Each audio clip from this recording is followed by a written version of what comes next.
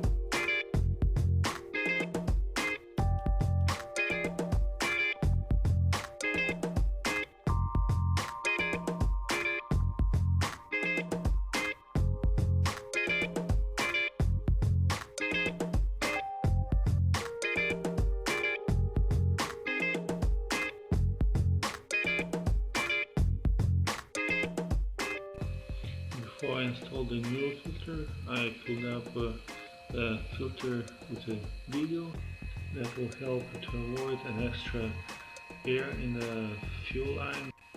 Then just fit back the filter in its place and reconnect the lines. That'll be it.